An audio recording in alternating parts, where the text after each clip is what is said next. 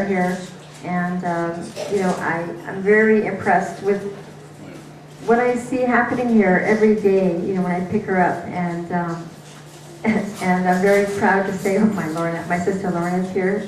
My family came over from the island to participate in the Women's March and the events today, and I was asked to come up. I'm happy to see the Justice for Girls representative here.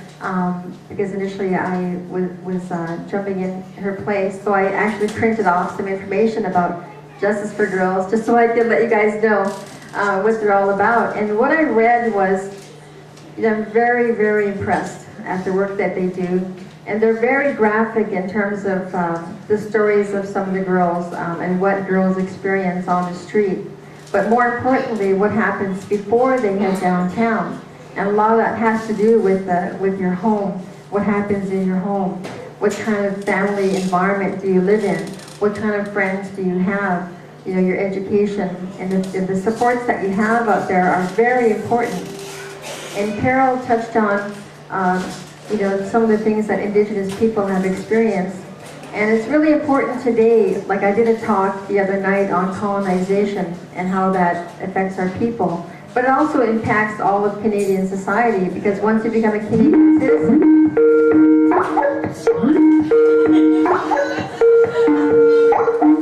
Okay, I will dance for you now.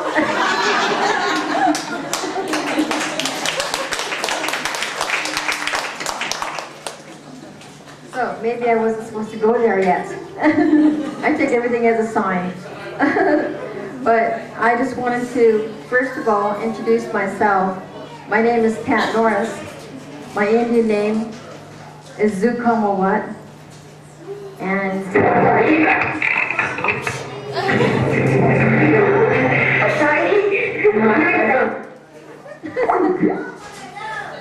oh, downstairs. Oh, okay, they're liking what I'm saying. Okay. Yeah, so my name is Zukomawat, and I'm the last of my family to receive my name, which is very cool, just a few years ago. And it comes from my great-great-great-grandmother from Musqueam, and I'm very honored to carry that name. That grandmother married my grandfather from Valdez Island, from the Layaxon First Nation, and that's where she lived, and that's where she passed away.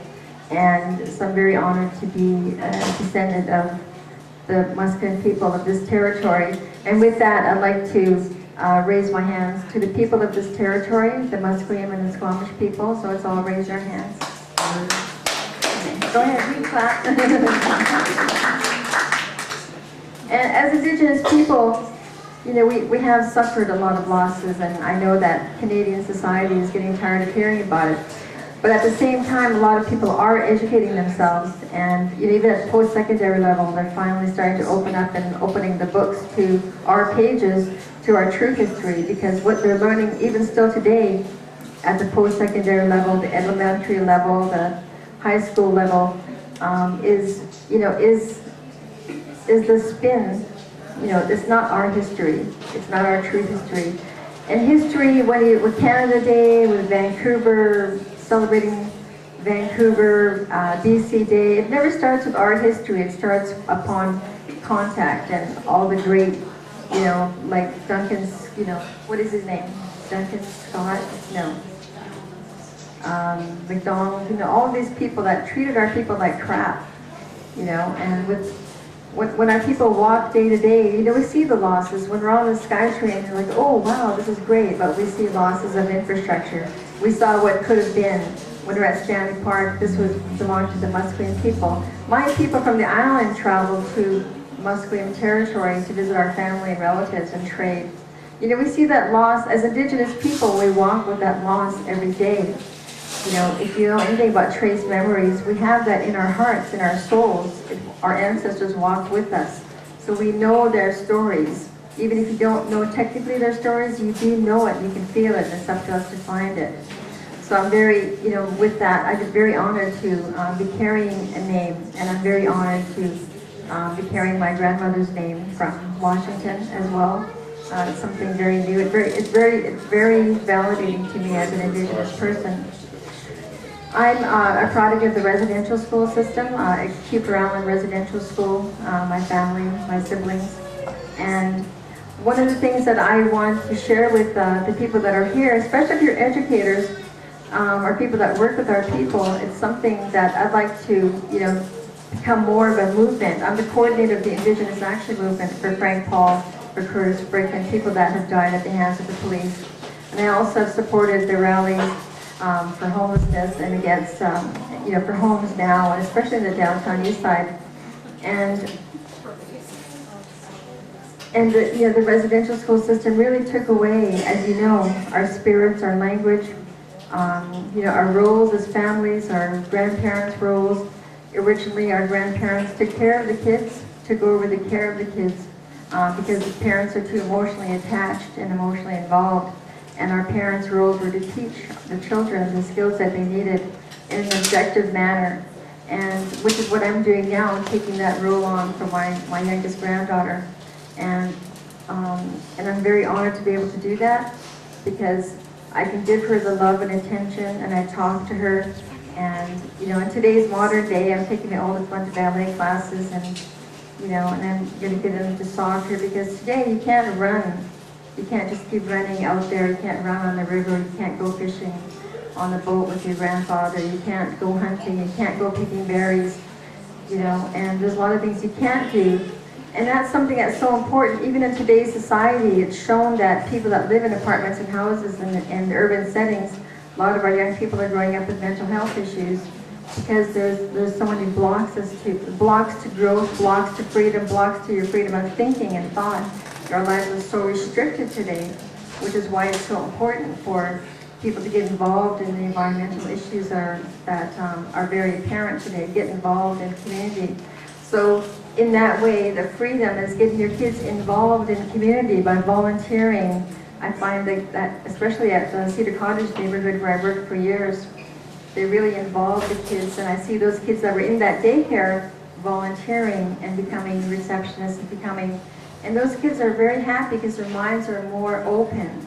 So that's really important for today's kid, especially living in complexes like this, where you're living in a neighborhood which is very community oriented, but at the same time you're in in any setting, any city setting in the city, there are not safe people. There are not safe addictions issues, and that's something that our kids have to be stressed about, and parents have to be stressed about.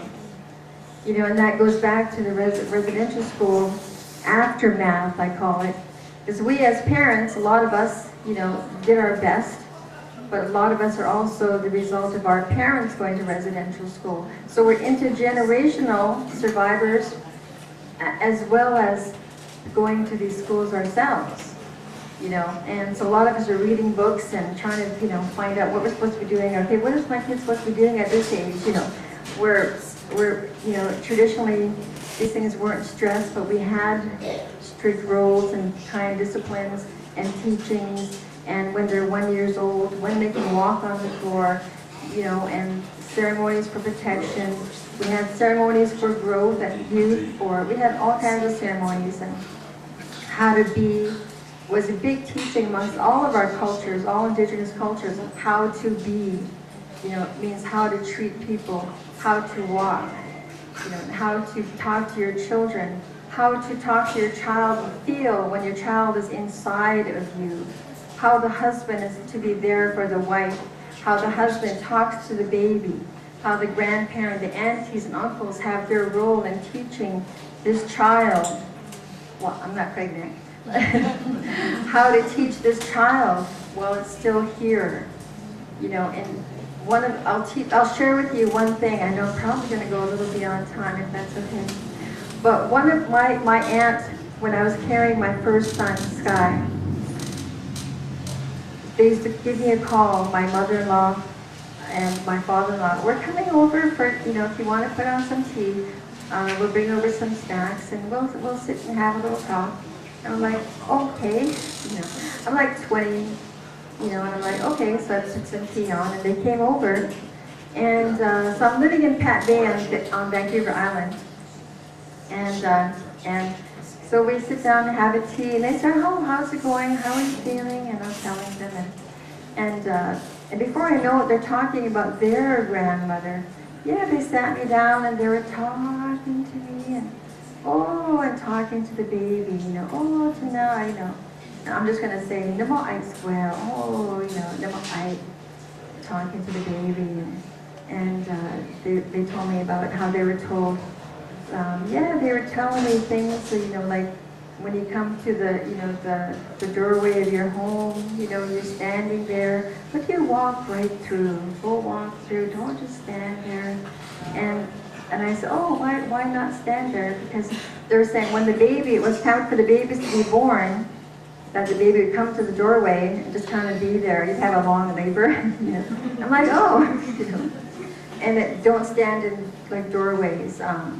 And if you're gonna do something, I'll just make it shorter instead of doing but I know you love that story form, but not to change your mind all the time. And because your baby, when it's time to be born, the baby's going, I think I'm going to change your mind, I'll come out tomorrow. So it's more false labor. Not anything too hot, not anything too cold. And the weirdest one was, if you see a black dog, if you see a black cat, or you see horse poop, because horses, and we live on the res where those horses close by. If you see that, you have to spit. Spit? Why do I have to spit? I was laughing. Well, when you see something ugly, you think, oh, that's ugly. But when you swallow that feeling, it goes down to the baby. So if you don't want it to go down to the baby, your baby to be scared, you have to spit. So I'm like, oh my gosh. And anyway, so I started doing all the things. Couldn't eat my popsicles. I loved popsicles and freezies. I was 20, so I still loved freezies. Couldn't have a freezy Pepsi. Don't stand too close to the stove. And so the worst one was, I loved berries. You're not allowed to eat berries when you're pregnant. You know why? Because if you eat berries when you're pregnant, your baby will have a strawberry mark on him. I'm like, oh no. And we had blackberry patches. All reserves, you have blackberry patches. So one day, they sent me to go pick berries because they came over again. And this time we're going to have dinner.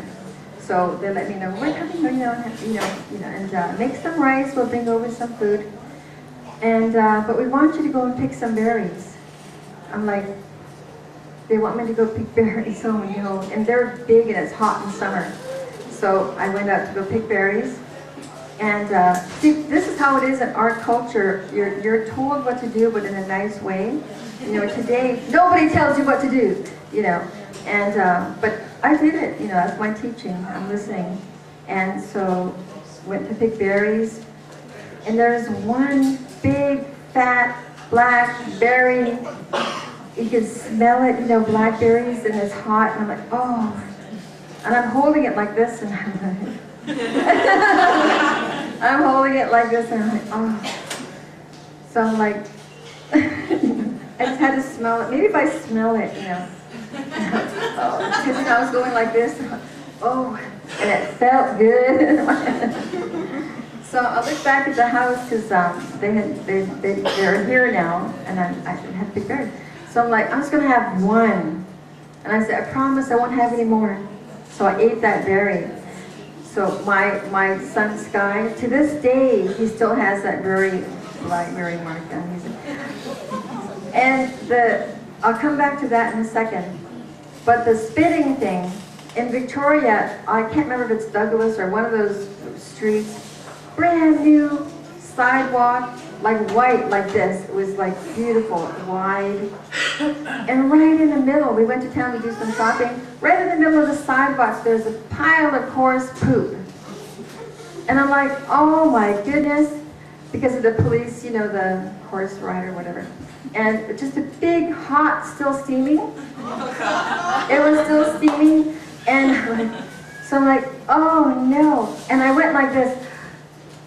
I kind of sucked in, because I'm like, I don't want to spit. I wasn't a spitter. I was never a spitter. I'm like, and people are, in Victoria, I'm not sure if it's still like that today, but really nicely dressed, and older ladies with their little hats, and I'm like, And